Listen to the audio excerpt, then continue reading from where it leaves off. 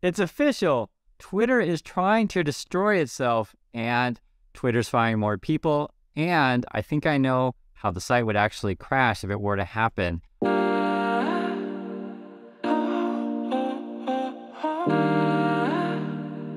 So even though it's a weekend, there's always drama going on over at Twitter. They're firing yet more people. Let's check out the headlines and look at some of the details. And it says right here, Twitter cuts more engineering, product jobs to curb costs. Also, too, you're saying in the latest rounds of job cuts, Twitter is said to lay off at least 200 employees. And I guess they're down to less than 2,000 is what it says. Say what you want about me, but I acquired the world's largest nonprofit for $44 billion, LOL. And I mean, he's got a sense of humor, but you are, essentially, yes, it is a nonprofit. They're not making any money over at Twitter. And the other thing, too, is kind of the details. Essentially, they've turned off their Slack and people couldn't communicate. You can see here, the layoffs came after a week when the company made it difficult for Twitter employees to communicate with each other. The company's internal messaging service Slack was taken offline, preventing employees from chatting with each other or looking up company data. 5 current and former employees told the New York Times. Saturday night, some employees discovered that they were logged out of their corporate email accounts and laptops. 3 of the people said, and the first hint that layoffs had begun. Moreover, we're talking about Sunday night now, or Sunday morning, I should say. Sunday morning, the scope of the cuts was becoming clear. Some Twitter employees used the platform to post farewell messages, while other workers had kept their jobs, scrambled to use encrypted messages, services like Signal to determine who else was left. So basically, some people, they wake up, they can't log in their work email. They're like, what the heck? Am I fired? What's going on? And then you try to contact other people like, am I fired? And just put yourself in the employee's shoes. It's not cool, right? You don't know if you have a job or not. However, to be fair, the people over at Twitter, you got to know that these things are unstable. What's worse, though, there's just some people, if you guys remember, we've followed the story, they have H-1B visas. Basically, they're foreign employees, and they need to find a job right away. I believe it's 60 days that they have something like that to get another job after they're fired. So, those kind of people basically can't quit if they want to stay in the country. And so this is sort of, I'm sure you guys understand. It's like losing your job is traumatic. So, you're trying to figure out what's going on. And this is like all within like a day, essentially. By Saturday night, the remaining employees had lost access to Google Chat service associated with their work email, to be said. So like, and then different employees will report different things to, contacts over at the media sources. You can see here, the cuts here, product managers, data scientists, engineers. So it's multiple departments that they're firing. So that means that they're firing people that worked on machine learning and site reliability, which is kind of crazy.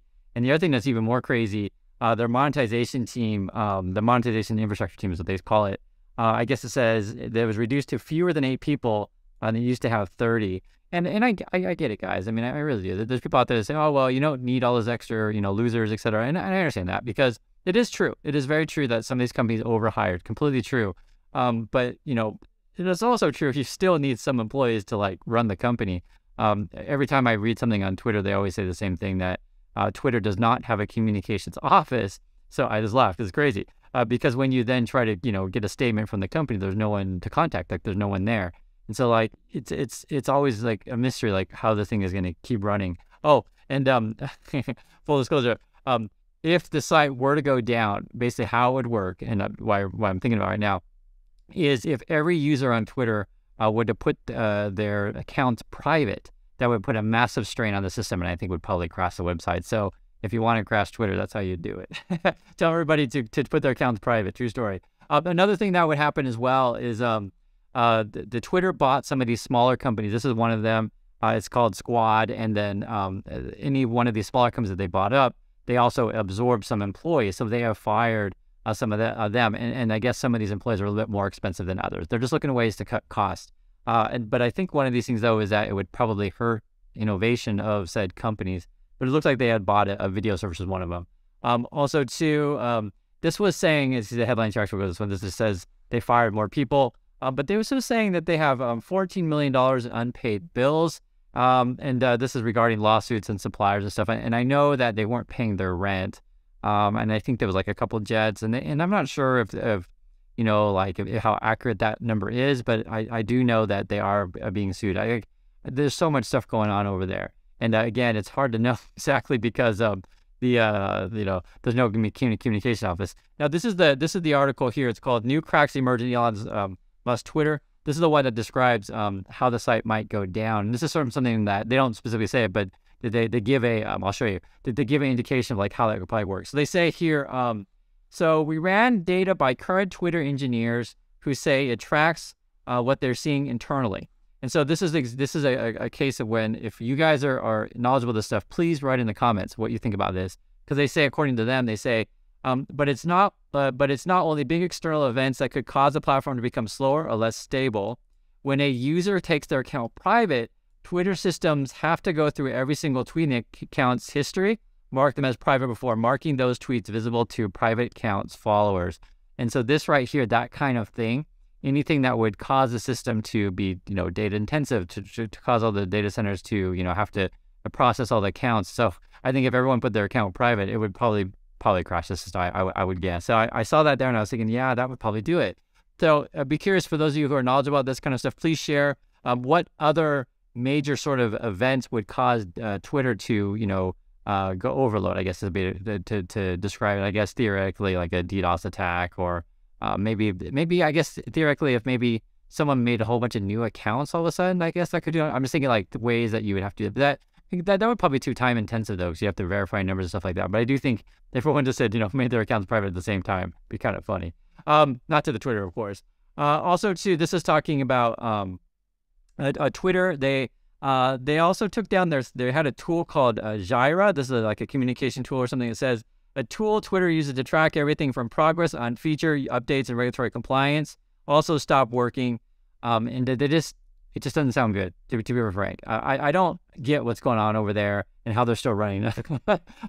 I mean, maybe they got a bunch of AI, who knows? They're gonna make their code open source, I guess. This is gonna be sort of the next big headlines. And Elon Musk is tweeting out here, I'm prepared to be disappointed at first when our algorithm is made open source next week, but we'll probably rapidly. So what they're going to do, I guess they're going to open it up to everyone to see how Twitter's sort of algorithm works of which tweets are made, ranking first, etc. So that's going to actually be kind of interesting because, I'm on YouTube and I can tell you guys, everybody's always talking about the algorithm because this is very real. If you had a way to hack YouTube or hack, Twitter or whatever, and you had a way to put your posts top of the page, right? If you had that magic formula to do that, that's worth gold, right? Same with Google. If you had a way to like hack Google somehow and put your company at the top of every Google search, that is gold. So it'll be very interesting if they do indeed and release Twitter's algorithm for how they rank stuff. That's gonna be really interesting, actually. So I'd love to see that. Not quite sure the benefit for Twitter, but who knows? Another one that I guess with the firings, there's this person named Esther Crawford, and this is saying that she was chief of Twitter payments. So I guess she's out. And then they were saying this is one of the Twitter loyalists, and I remember because we haven't followed the story for a while. There was a couple other prominent executives as well, actually 3 that I can think of right hand. It was basically like kind of their advertising and relationship people with brands. Those kind of people left. And then remember he lost Joel Roth, or is it Joel or Joel? But you guys correct me, it's fine. But he was the one who was like in charge of safety and stuff. And he at one point was defending Musk. And Esther Crawford, I guess, who used to be one of those defenders. I'm not sure how many of the original team or say higher level executives that he still has that are on his side. Now, word on the street, though, according to Alex Health, he's a reporter over at The Verge. He's kind of hinting at that. Musk may be wanting to fire basically everybody and then bring in just a whole nother team, which I wouldn't be shocked by that. I think the problem is for Musk is, and I get it, guys, if you like him, I get it. I'm just chatting with you about this. So let's say you're on Musk's side and you just hate everyone at Twitter and you just want to start over. It's not that easy to fire people if they're foreign workers, because then you're basically, kicking them out of the country, the equivalent of that. Or, what if the kids have, your employees have kids and they, made a commitment? What if they have like 5-year contracts? Any number of things. Also, when you have to fire people, you got to pay a bunch of severance pays, and you may have lawsuits. It's just not that simple. So I think kind of what you're trying to do is make it very, very uncomfortable for workers there any number of ways, and shut off their systems so they can't communicate, and then do things like give them tight deadlines to like you got to finish this project by Friday, and if you don't, you're out. And this is the kind of stuff that they've done at Twitter. We talked about before. It was they remember before it was the situation where Musk was concerned that people weren't seeing his tweets. He's like, why are my tweets not seen by everybody? And then an engineer said, well, maybe you're not so popular anymore. And it's like, you're fired. Like that, they come up with ways to just fire you, like set deadlines you can't meet and figure out ways to fire you. And the one engineer before said like, Musk wanted to fix things. I think it would take 2 to 3 months. And Musk was like, you got to do it by the end of the week, that kind of thing. So here's some more details he's saying here. This is Alex as a reporter. He's saying, hearing that another round of layoffs is happening in Twitter across a bunch of orgs sounds like the deepest cut since when Musk first took over. If you have a sense of full scope, please get in touch. So he's saying, if you know of anything, please let me know. And there's more. He's saying, worth noting that Musk has not introduced a new stock compensation structure since he took over. Twitter is still trying to hire back engineers from previous cuts. So that part's really interesting where they're trying to get people back is what he's reporting. But like, you got to pay people more, right? Like, and we've had this conversation before, guys. Like, would you go back if they offered it to you? And people have read in the comments in our community have said, well, they got to pay me a heck of a lot of money, which I get that, right? Sure, I get that. Everyone is working for less money, and now more cuts are hitting on a weekend without warning. So Esther Crawford has been leading Twitter's product org and posted a photo of herself sleeping on the floor of the office early on, and Musk's takeover was laid off this weekend. Sounds like basically all the remaining product org was cut as well. Lots of speculation among ex-employees that Musk must be about to install a whole new regime, and that's why he's cleaning house. Otherwise, the cuts don't make sense. Hard to keep the lights on with the people who are still left, one ex-manager told me. Hearing Twitter has a few than a dozen employees left working on consumer product and design, a real exercise in tearing down the company to the studs. So it's kind of funny. The last part, you could interpret studs, a couple different ways, but I'll let you guys interpret that. I personally think that Twitter's probably gonna fail. That's my personal opinion. But who knows, right? If he pulls it off, it's going to be a miracle. And I think he's running on a couple problems. So one is you need people to get the system to work, and it's hard to get people to work for you if you don't treat people very well. I understand. I really over and over again. I understand. There's some people who just love Musk. And if you're a computer engineer, go for it. Be my guest. Maybe it'll work out for you. But just when I read through these things of the way he's treating people and the way they just fire people on the weekend, I personally think it would be really, really hard to get people back. And even say in this tweet here that like they're trying to, but they're not even doing like stock-based compensation anymore.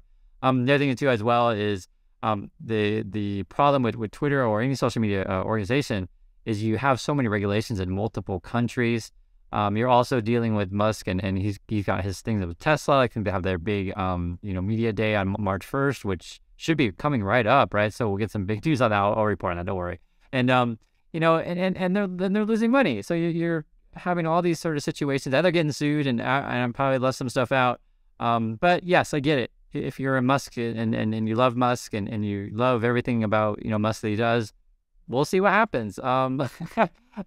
And to be fair, guys, the site is still working, but I think everyone puts their accounts private. So might see a big crash or something like that. So anyway, that's my thoughts on this. Love to hear your thoughts as well. Musk is firing people over Twitter, and we'll see what goes on in the future. Thanks again for watching, and I'll catch you next time.